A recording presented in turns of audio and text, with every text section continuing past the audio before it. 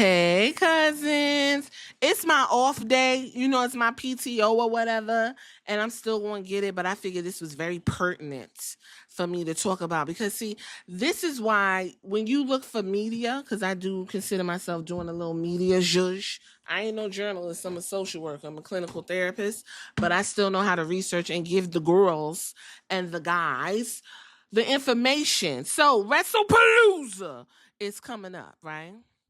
And WWE was so excited and such in a rush to get this money and get these monions going off that they didn't even take the time to educate the consumer. But I did. I educated you all. I educated you all as far back as August when the whole situation jumped off.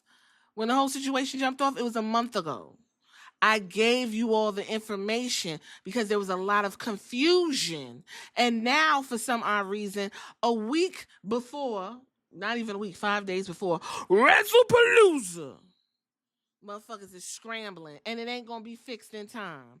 See, this is what you call back, but what blowback. That's what it's called, blowback. Because you so fucking greedy and you want to hit people in the ass and in the pockets the way you want to hit it. Now your WrestlePalooza ain't gonna go off the way you think it is.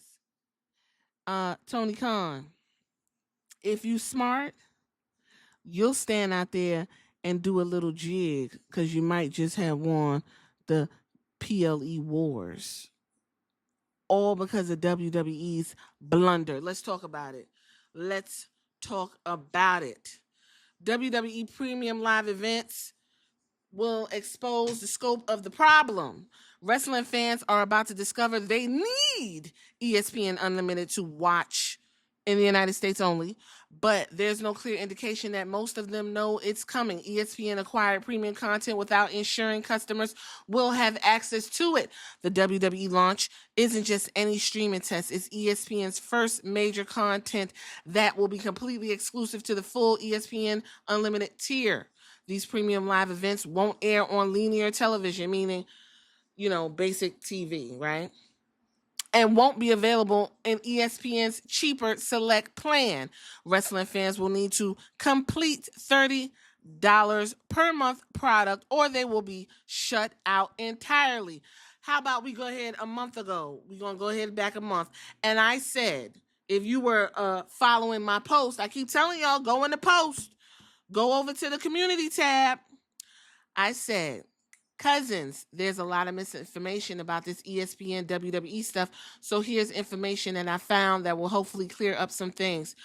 If you have Charter, DirecTV, Fubo, Hulu Live TV, and Verizon Fios, customers who access ESPN through other major systems not named above, that includes Comcast, YouTube TV, Dish, Sling, Altis, Cogeco, Frontier, and Cable One will need to subscribe separately to ESPN's new streaming service to access all of the things. I told y'all that. So, Wrestling in Color podcast cousins, you already knew. You already knew. You wasn't shocked. I also told you, fuck all the dumb shit. Get yourself a VPN. Whether you get one free, whether you pay for one. I got NordVP. It's $11. I love it. I love it. Because I do other stuff with it. I'm real sneaky. I'm doing all kinds of shit. I'm looking at motherfucking Netflix from Transylvania at this point. Get a VPN. Get a stream that's free. Don't pay for none of this shit. Don't pay for none of it. Especially since Disney, ooh, girl, Disney over here taking people's rights to free speech. Disney done shut down Jimmy Kimmel and everybody's like, what the fuck? They talking about, not only is we shutting Jimmy Kimmel down, we gonna run a whole dedication to this man that I'm not even going to say his name because all hell break loose. They got the goddamn First Amendment in a chokehold. They got it in a goddamn hurricanrana. The First Amendment is getting fucking haluva kicked in the corner of the ring. The First Amendment just got a booty face from fucking Rhea Ripley. The First Amendment is getting the annihilator from Nia Jax. Okay? It's getting the styles clash right now.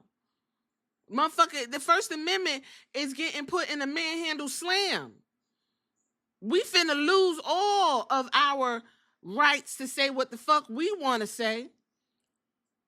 Well, not all of us, just conservatives who are so far to the right that they don't even have thumbs at this point. So, back to the other new information. This creates a perfect storm for customer frustration. ESPN marketed unlimited as a benefit for existing subscribers, but millions of cable customers, including those through Comcast, YouTube TV, and other major providers, won't actually have access when WWE September events launch. These fans, who are explicitly told they get ESPN Unlimited as part of their existing subscription, will suddenly discover that they need to pay an additional $30 a month just to watch wrestling content that they expected to receive. The communication problem becomes even more apparent when you take a look at ESPN promotional efforts. They enlisted John Cena for commercials explaining what's available in an app. But on Tuesday, ESPN devoted just 30 seconds within SportsCenter to actually demonstrate how the app works. But the confusion runs deeper than poor communication.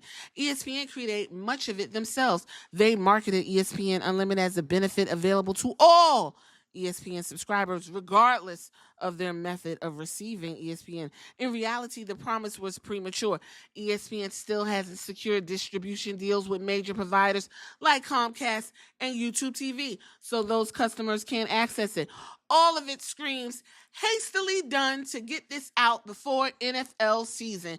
ESPN problem is completely different now.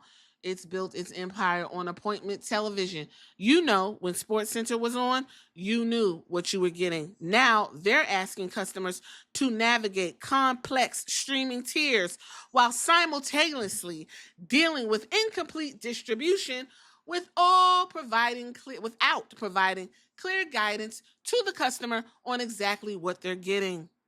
And that message is because they aren't clear answers. Your current ESPN experience is wholly dependent on what cable provider you subscribe to, contrary to the company's marketing around its new product. The stakes are enormous. ESPN needs millions of direct-to-consumer subscribers in the next few years to justify its investment in streaming.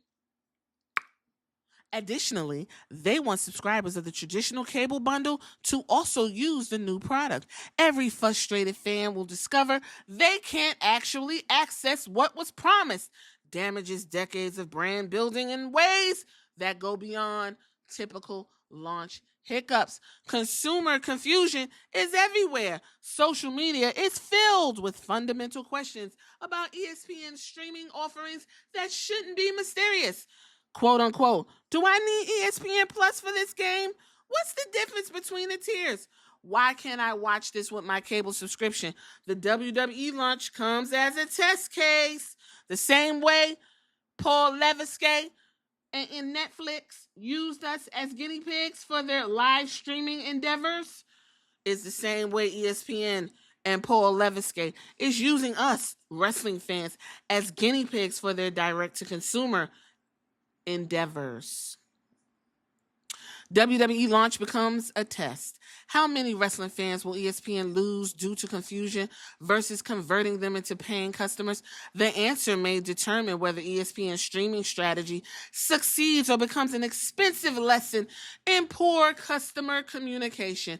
If ESPN doesn't soon make it clear who receives the new streaming product and who doesn't, the goodwill of fans will be difficult to earn back. Excellent article. Sam Newman with awful announcing. Excellent. And I read it. Excellent as well. But again, let me run through it one more time. A month ago, I told you all, if you have access ESPN through other major systems not named above, That includes Comcast, YouTube, Dish, Sling, Altus, Contigo, Frontier, and Cable One. You will need to subscribe. It was already there in the fine print. If you have Charter, Spectrum, DirecTV, Football, Hulu Live, Verizon Fios, you have access to ESPN. And you will have access to WrestlePalooza. You know what this deserves? It deserves a hearty round of applause and a laugh. Guess it ain't no fun when the rabbit got the gun. You thought you was gonna kick us in the ass and get $30? Let me do my Seth Rollins laugh. You ain't getting shit. Are we that desperate to see wrestling that we're going to pay $30 on top of already paying a la carte for shit? Not to mention Disney Plus is literally putting the First Amendment in a goddamn KOD. It's getting a belly to belly. It's getting a riptide. It's getting all the moves. Disney Plus owns all the things. Listen, I'm going to go ahead and leave it right there. Y'all already been told, because I'm going to pat myself. And a matter of fact, give myself a round of applause. I always say communication is key, and ESPN and WWE is doing this on purpose. And it backfired on the motherfucker because it wasn't hard to say what you were going to do when you kicked Peacock in the ass and ran your ass over to ESPN. And now there is no way for these deals to get to launching by the time this stuff lands on Saturday. So your best bet, if you don't have access, get you a VPN, get you a pirated stream, or come on back here to Wrestling Color Podcast, where I will give you the blow by blow the way I do it, not anybody else. You know, in my day, you used to could just turn on the TV and get all of this shit on Saturday, Friday. Cable was one space.